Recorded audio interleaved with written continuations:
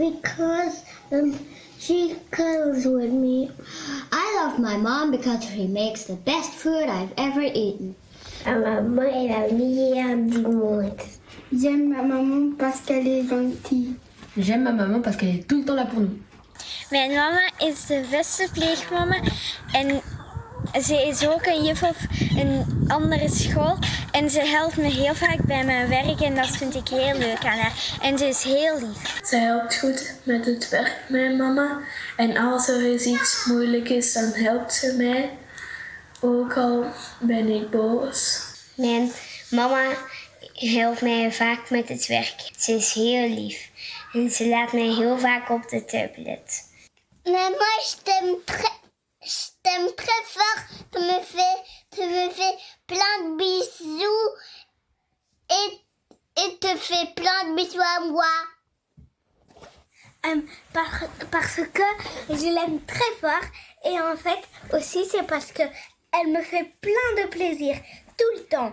Je voudrais être comme ma maman parce qu'elle prend soin de moi et que je l'aime beaucoup et elle aussi, elle m'aime beaucoup. I love my mother because she always takes care of us. My mom is great because she always plans really cool trips for us. My mom is great because she lets me help with cooking. My mom's great because she makes really good dinner. Moi, ma mère, elle est la meilleure parce qu'elle est comme elle est. Moi, j'aime ma mère parce qu'elle est unique. I love my mom because she's innovative and she creates, I don't know, she has everything in her pockets. I love my mom because she's nice and I like my mom. I love my mom because she's really caring and really loving. I love my mother because she makes the tastiest curry. I love my mom because she helps me with my schoolwork. I love my mommy because she gives me lots of kisses. I love my mom because she cooks very well. She is awesome. She plays with us a lot and that she helps us with a lot of things. I love Mommy because she plays outside with us a lot and she makes the best food in the entire world and I like when she sings and when she plays with us. Ik believe of echt van haar hoeft niet te.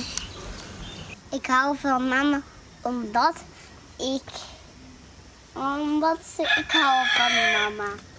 J'aime ma maman parce que c'est la plus belle. Ik hou van mijn mama omdat ze heel veel met mij knuffelt. Happy Mother's Day, mama. Happy Mother's Day. Jullie zetten het met moederdag. Happy Mother's Day.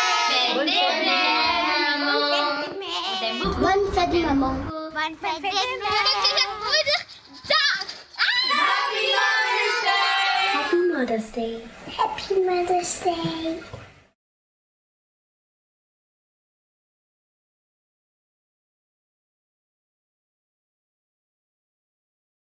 Donc, veuillez prier avec moi pour bénir Natalia. Père, je te remercie d'avoir préparé Natalia avant les fondations de la terre. Ce matin, tu as préparé ce de quoi elle parlera et je te demande de faire en sorte que la parole de sa bouche et la méditation de son cœur te plaisent. Je prie, Saint-Esprit de Dieu, que tu sois derrière chaque parole qu'elle prononcera, que les vies soient changées ce matin par la puissance de l'Esprit Saint, au nom de Jésus-Christ. Nous te bénissons, nous te remercions pour cette mère incroyable qui va parler ce matin à l'Église, au nom de Jésus. In Jesus' name, we bless you and we thank you for this incredible mother who's going to be speaking to the church this morning. In Jesus' name, amen. Bless you, Natalia. Good morning, Bonjour, Vignal Bruxelles, et bonjour à tous ceux qui me regardent. J'ai le privilège de pouvoir partager avec vous ce matin. Mais avant d'en venir à cela, comment allez-vous? Comment est-ce que vous gérez cette folie du corona? Si vous êtes comme nous, vous faites des choses un peu étranges. Avant le confinement, comme vous le savez, on l'a dit, on a 2 cochons d'Inde. On a commencé donc avec 2 animaux Et puis au fur et à mesure que le confinement se dure, notre collection d'animaux s'agrandit. On a agrandi cela de 4 poules, 2 lapins. Et depuis la semaine dernière, nous avons donc Billy le bouc qui a rejoint la famille. Voilà comment nous, on arrive à gérer le corona. J'espère que pour vous, vous trouvez des moyens créatifs de gérer cela. Mais pour ceux qui arrivent tout juste à surnager, qui luttent, j'ai envie de vous dire que ça va ce matin. Prenez le temps de reconnaître cela. Ce qu'on vit quotidiennement maintenant n'est pas normal. Il y a une crise. Et si vous y arrivez tout juste jour après jour et semaine après semaine, ça va. Il n'y a rien de mal. Dieu est avec vous. Si vous êtes habillé ce matin, si vous êtes déjà en pyjama, c'est déjà quelque chose. Si vous avez mangé 3 repas hier et on ne comptera pas les autres, cochons cette case-là aussi. Si vous êtes lavé depuis 24 heures, bien joué. Et si vous êtes parmi les femmes super-héros, les mamans qui travaillent en télétravail, qui s'occupent de leurs enfants, vous êtes étonnante. Si vous avez résisté à la tentation d'acheter des animaux de ferme de manière aléatoire, bien joué. Et si vous êtes célibataire ou seul et que vous vivez seul ce confinement, je vous respecte profondément. Tenez bon, vous faites ça bien. Ce matin, je veux plonger dans le message du matin, l'histoire de Joseph. Donc prenez votre Bible, je me baserai sur le livre de la Genèse et l'Épître aux Romains. L'intitulé ce matin, Placé à dessein dans une pandémie. Et en préparant ceci, j'ai voulu parler de quelque chose qui nous touche tous aujourd'hui. Et en parcourant les Écritures, j'étais étonné de voir encore que la Bible est un manuel de la vie, pour la vie. Dans chaque circonstance, on peut trouver un exemple dans les Écritures qui nous permet de tenir debout. Donc ce matin, on va se pencher sur l'histoire de Joseph. C'est l'histoire d'une crise mondiale. C'est une famine qui se répand sur le monde entier. Il y a une pénurie d'alimentation, les gens perdent leur emploi, perdent leur gagne-pain. Et on voit que Dieu élève un homme assez fin, placé au bon endroit, au bon moment. Donc il y a une crise mondiale. Mais en même temps, il y a une crise personnelle qui se fait dans la vie de Joseph. J'ai envie de parler de la manière dont Dieu utilise l'un pour préparer Joseph pour l'autre. Je paraphrase pour être plus court, mais l'histoire de Joseph, ça commence avec un jeune homme de 17 ans qui reçoit une promesse de Dieu. Il pense que Dieu lui a donné un rêve, et le rêve parle de Joseph en poste de pouvoir, d'autorité, et que ses frères viennent s'incliner devant lui. Joseph naît dans une grande famille, 12 frères, Jacob est le père, et comme la plupart des familles, la famille n'est pas parfaite. Alors on voit malheureusement qu'il y a le père de Jacob qui montre beaucoup de favoritisme envers lui, et ça provoque pas mal de rancune, d'animosité, de jalousie entre lui et ses frères. C'est comme ça que ça commence. Et Joseph passe d'être le fils préféré. Sans doute n'était-il pas le plus humble, mais il partage son rêve avec ses frères, et ses frères en ont assez, et ils complotent pour le tuer en le mettant dans un puits et puis en le vendant dans l'esclavage en Égypte. Alors, l'histoire commence avec une promesse et puis très rapidement arrive la douleur. Et c'est un peu l'histoire de nos vies. Chacun et chacune d'entre nous, s'il fallait penser à la finalité de Dieu dans votre vie, le rêve que vous caressez, les compétences qu'on vous a données, l'habileté que vous avez pour faire la différence dans ce monde, si je vous dis qu'est-ce que c'est, est-ce que vous pouvez vous rappeler le début de votre connaissance de ces compétences? Mais après cela, vous avez sans doute éprouvé la douleur et les difficultés. Et l'ennemi, en fait, vient nous murmurer à l'oreille que notre douleur nous disqualifie de respecter la vocation que Dieu a pour nous. Mais non, votre douleur, je vous dis, vous prépare pour réaliser l'appel de Dieu dans votre vie. Je le redis, Dieu va employer votre douleur pour vous préparer à sa finalité et à sa vocation dans votre vie. C'est de cela que je parlerai ce matin avec quelques consignes ou quelques conseils pour travailler avec Dieu dans sa finalité pour vous. Commençons avec Romains 8, 28. Nous savons que Dieu fait en sorte que toute chose concourt au bien de ceux qui aiment Dieu et qui marchent dans ses finalités. Est-ce que vous le savez? Est-ce que vous le croyez? Quelle que soit votre douleur, qu'il s'agisse d'une douleur d'enfance ou d'une douleur récente, sachez que Dieu veut que vous compreniez, vous appreniez à gérer et à maîtriser cette douleur, l'utiliser. Joseph était trahi et blessé par les plus proches de lui, ceux qui étaient censés le protéger et l'aimer. Ce sont ces gens-là qui ont trahi. Mais Joseph trouve le moyen d'être réconcilié dans sa relation avec Dieu et gérer cette douleur. La douleur peut faire de deux choses l'une dans votre vie: détruire vos rêves, votre destinée, vous pousser à renoncer, ou bien vous préparer et vous propulser vers les desseins de Dieu dans votre vie. Cela dépendra de votre manière de gérer cette douleur. Et j'ai envie de vous encourager à apprendre à maîtriser, à gérer cette douleur. On peut l'apprendre. Il faut apprendre peut-être qu'il n'y a qu'une personne qui peut amener la vraie guérison dans votre vie, et c'est le Créateur. C'est celui qui vous aime éperdument. Le Dieu qui est pour vous. Il veut guérir votre vie. Il veut transformer tout moment de douleur en bien. Donc, gérer la douleur, souvent, implique de se poser la question, pourquoi? Chacun commence par ça. Pourquoi Corona? Pourquoi est-ce que je suis malade? Pourquoi est-ce que j'ai perdu mon emploi, mon ami? C'est normalement comme ça qu'on commence cette gestion de la douleur. La question, pourquoi? Mais j'ai envie de vous encourager d'aller plus loin. La question suivante, normalement, c'est Dieu, où es-tu là-dedans? Dans ces moments de douleur et de ténèbres, on ne ressent plus la présence de Dieu. On a l'impression que nos prières butent contre un mur. Mais Dieu nous appelle pour une raison. On est appelé à croire que Dieu est là pour nous, qu'il est le gardien de sa parole et qu'il nous accompagne dans ce puits, dans cette douleur.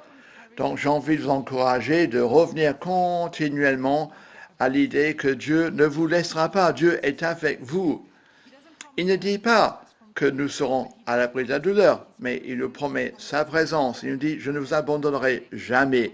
Et il nous promet également sa puissance et la puissance de l'Esprit Saint qui vous aidera à passer cette saison douloureuse. Et puis vous pouvez arriver à la question d'or, à savoir, Dieu, que fais-tu dans ma vie? Comment puis-je en faire partie? Ça, c'est la question véritable qui amène la guérison. Dieu, qu'est-ce que tu veux faire dans ma vie? Il se peut qu'aujourd'hui vous luttiez financièrement au niveau de l'emploi. Peut-être que Dieu veut être Jéhovah Jireh, il veut pourvoir dans votre vie pour que vous lui fassiez confiance comme source de pourvoi. Peut-être veut-il être Jéhovah Rapha, à savoir le Dieu guérisseur. Ou bien avez-vous peut-être besoin de guérison des choses du passé. Mais quoi que ce soit, ce matin, demandez-lui, Seigneur, qu'est-ce que tu fais dans ma vie aujourd'hui? Comment puis-je en faire partie et œuvrer à tes côtés? Donc Joseph apprend à gérer cette douleur. Comment est-ce qu'on le sait? Disons, Joseph, à un moment donné, il est face à la tentation et il répond comme il se doit. La Genèse 39, 7.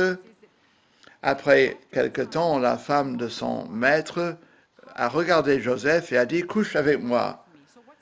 Et en fait, un petit rappel, Joseph était vendu en esclavage en Égypte. Ensuite, Potiphar l'achète comme esclave et il travaille pour Potiphar. Et pendant ce temps-là, il se débrouille pas mal. Il est promu, Potiphar lui fait confiance, il gère tout le foyer et le ménage de Potiphar. Mais la femme de Potiphar le voit et le trouve bien. Et c'est là qu'elle essaie de le séduire. Mais lui, il refuse en fait. Et il dit à la femme de son maître, écoutez, ici, c'est le foyer de mon maître qui m'a fait confiance totalement. Et maintenant, il dit, comment pourrais-je faire quelque chose d'aussi mauvais et pécher contre Dieu? Joseph pensait davantage à sa relation avec Dieu qu'à succomber au péché. Ce qui le préoccupait, c'était la finalité que Dieu avait pour son cœur et pour sa vie. Il ne voulait pas accepter d'avoir une affaire avec cette femme. Il refusait. Et là, on parle d'une tentation sexuelle. Mais d'après moi, la tentation fondamentale était de tourner le dos à Dieu.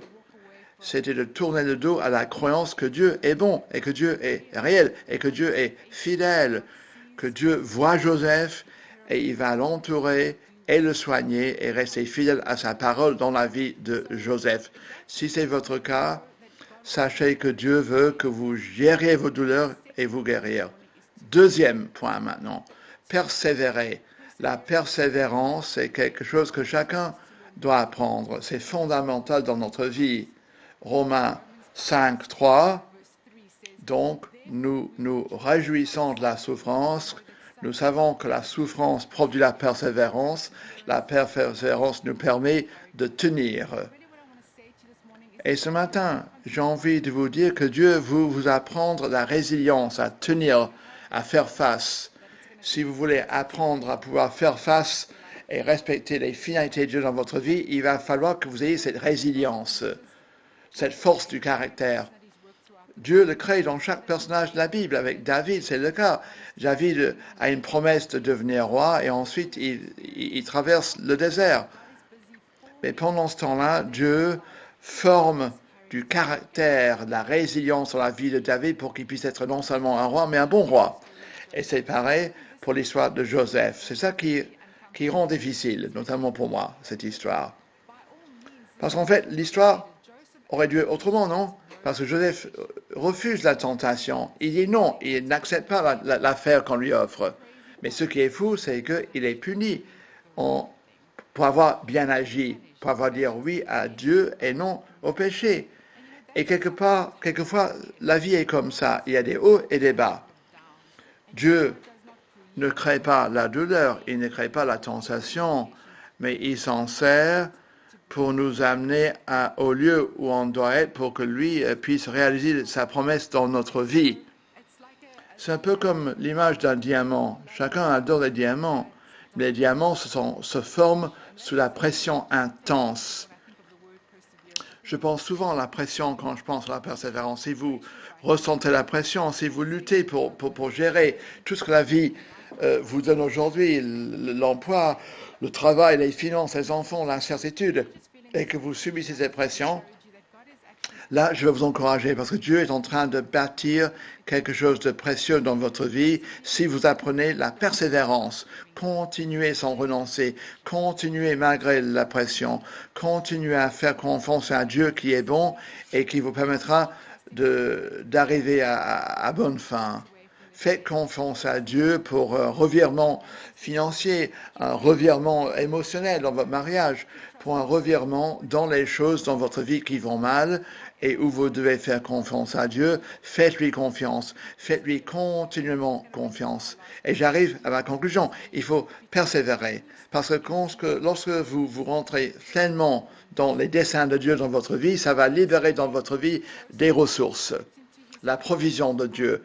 Et quand Joseph le fait, il est jeté en prison. Les choses empirent avant de s'améliorer. Et d'après la Bible, il passe 2 années en prison. Et en prison, il faut qu'il gère sa déception, qu'il apprenne à comprendre le fait que Dieu n'a pas agi dans sa vie comme il l'attendait. Ça fait partie de ce que Joseph doit faire. Même en prison, la faveur de Dieu est présente parce qu'il reçoit une promotion en prison. Il commence à pouvoir gérer les prisonniers et la faveur de Dieu repose sur sa vie, même en prison.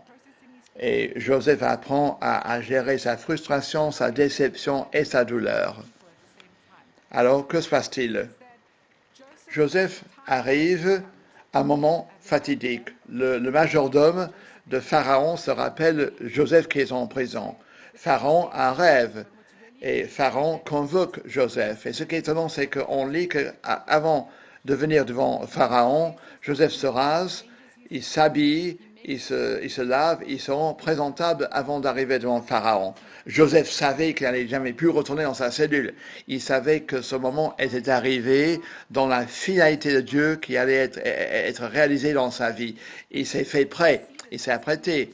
Donc il répond au roi, il vient devant le roi, il interprète le rêve, il commence à agir dans la connaissance surnaturelle. Pharaon le reconnaît et il voit l'onction de Dieu dans la vie de Joseph qu'il promeut. Et il vient de numéro 2, la main droite de Pharaon. Et du jour au lendemain, il devient l'un des plus riches du pays. Il est chargé de tout ce qui est politique, économique. Il y a tellement d'influence, tellement d'autorité. Tout ça lui est confié parce que Joseph travaille et coopère avec ce que Dieu était à l'œuvre pour faire dans sa vie. L'écriture dont je vous parlais, c'est la Genèse 45, 11. Et là, on voit que Joseph a suffisamment pour lui-même. Mais ce n'est pas encore fini. Parce que quand vous remplissez votre vocation en Dieu, cela a un effet sur autrui. Donc les frères de Joseph viennent devant lui, ils voudraient acheter des aliments pour pouvoir alimenter leur famille en Judée. Mais ils voient finalement que Joseph, qui est devant eux, c'est son frère. C'est leur frère, le frère qu'ils ont voulu tuer avant. Et comme Joseph a pu gérer sa douleur et y voir le sens, il peut rétablir la relation avec ses frères et sa famille. Donc après, il dit à ses frères, rentrez chez vous, cherchez vos troupeaux, tout votre ménage et votre famille, et revenez en Égypte et je vais vous soutenir, vous maintenir et pourvoir dans vos vies. C'est étonnant, parce que ce qui se passe à présent, c'est que la provision de Dieu va bien au-delà de Joseph, pour que toute sa tribu et son père et toute sa famille arrivent en Égypte et il pourvoit pour eux. Mais ce n'est toujours pas fini, parce qu'à un moment de crise mondiale où les gens meurent, il y a la destruction, il y a la famine, ça vous dit quelque chose? Alors, à cette époque, l'Égypte va très bien, parce que l'Égypte a écouté Dieu, il y a l'homme Joseph qui était au bon endroit, au bon moment, et l'Égypte était à même d'aider d'autres pays. Donc il y a toute une série de transactions commerciales qui permet à Joseph de faire rayonner la puissance et l'influence d'Égypte dans le monde. Et il peut alimenter et pourvoir pour des milliers de familles qui seraient peut-être mortes de famine, de faim. Donc il peut leur donner à manger. Et j'ai envie de vous encourager dans ce sens, vous dire ceci. Vous êtes plus important que vous ne le pensez. Votre vocation vous dépasse. Votre vocation concerne d'autres personnes aussi. Dans Romains 8, 19, on lit « Toute la création attend impatiemment que les fils et les filles de Dieu soient révélés. » Il y a un mensonge auquel il faut faire face. Personne ne remarquera si je ne réalise pas ma vocation, si mes rêves ne sont jamais concrétisés. Personne ne saura, ce n'est pas important. Mais non, ça c'est faux. J'ai envie de vous dire comme pasteur à cette église qu'on a besoin de vous. On a besoin de tout ce que vous amenez à la famille. Que vous écrivez vos livres, que vous innoviez, que vous créiez, que vous ayez des idées, que vous organisiez. On a besoin de vous. On a besoin de votre voix. On a besoin de votre service, de votre cœur de serviteur, votre disponibilité. On a besoin de tout ce que vous pouvez amener, tous vos talents, toutes vos compétences, tous les dons que Dieu a versés dans votre vie. On a besoin maintenant plus que jamais. Je termine avec une dernière parole d'Écriture. On a chanté ce matin en disant comme un déluge. Amen, ton amour tel un déluge ce matin. Et ça coïncide avec ce que je veux dire. Isaïe 59, 19. On lit que lorsque l'ennemi arrive comme un déluge, l'Esprit de Dieu va lever un drapeau pour chasser cet ennemi. Et j'ai envie de déclarer cette écriture. On voit les ténèbres, la mort, la destruction dans le monde, mais ce matin, je veux vous dire que Dieu est à l'œuvre constamment. Vous savez que nous, on a quitté notre terre de naissance pour venir en Europe parce qu'on a senti l'appel de Dieu dans cette terre. On a prié pour un renouveau, pour un réveil dans la foi. Et ce matin, je suis là pour vous dire que pour moi, le corona va amener ce pourquoi on prie, une nouvelle présence réelle de Dieu. Je crois que malgré la destruction et la mort, notamment en Europe, ce n'est pas une coïncidence. Ça se passe en Italie, ça se passe en Espagne, ça se passe en Belgique. On a parmi les taux de mortalité les plus élevés du monde. Et moi, je prophétise ici, dans ce pays, dans ce continent, que Dieu va inverser la vapeur. Il va libérer un tel salut, tant de vie. Les gens seront rétablis dans leur relation avec Dieu, seront unis, et ils vont reconnaître que Dieu est un bon Père. On a besoin de vous. On a besoin que vous soyez le partenaire de l'Église. On a besoin que vous soyez là pour l'œuvre de Dieu, pour que vos compétences et vos talents soient libérés. Et Dieu va les débloquer dans votre vie. J'ai envie de terminer en priant avec vous. En préparant cette homélie, je me suis dit, je vais prier pour 3 choses. Tout d'abord, je ressens que Dieu va vous aider à gérer, à maîtriser votre douleur ce matin. Pour certains, quelle que soit votre douleur, peut-être la déception, peut-être la trahison par les gens proches, peut-être quelque chose qui surgit de l'enfance. Mais je sens maintenant que Dieu entre dans votre chambre, dans votre pièce, et il veut agir. Et moi, je voudrais vous demander à réagir à Dieu. Il n'y a pas énormément de bons côtés, mais personne ne vous voit si vous répondez maintenant à Dieu. Soyez osés et téméraires, mettez-vous debout, dansez, peu importe, personne ne vous voit. Faites une transaction avec Dieu ce matin. Dieu va vous aider à maîtriser cette douleur. Et ce qui était difficile il y a quelques mois va devenir facile. J'en suis convaincu. Vous allez rétablir dans votre relation avec le monde, avec vos proches, dans les domaines de votre cœur où vous êtes blessé. Dieu va prononcer la guérison sur vous. Maintenant, j'ai une deuxième prière. Si vous luttez avec la tentation, si vous êtes dépassé par les événements, si c'est trop pour vous, quelle que soit votre lutte, vous la connaissez cette lutte. Peut-être trop de Netflix, peut-être regarder d'autres choses, peu importe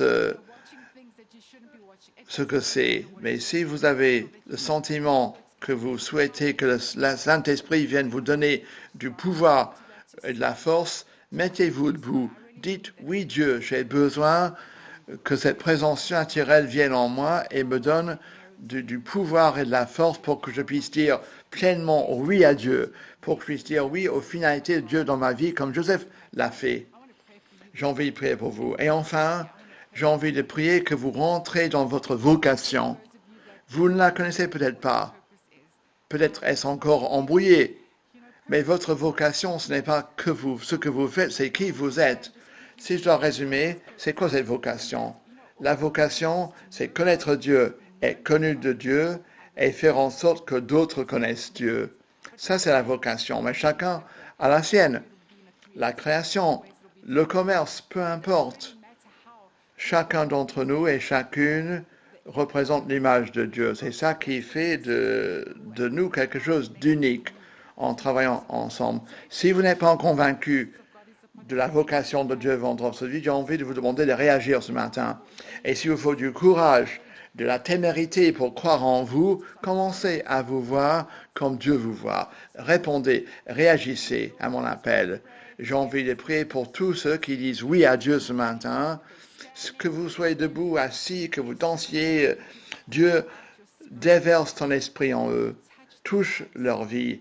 Nous te faisons confiance pour de grandes choses dans cette saison qui vient, pour que toute la destruction et la douleur soient transformées par ton œuvre, pour en faire un renouveau de ta présence, pour en faire un renouveau dans les cœurs des personnes, pour que ta présence, ton rétablissement, ta guérison, ton amour soient déversés sur cette famille, que les gens commencent à se voir tels que tu les as créés. Ils sont étonnants, ils sont à ton image. Amen.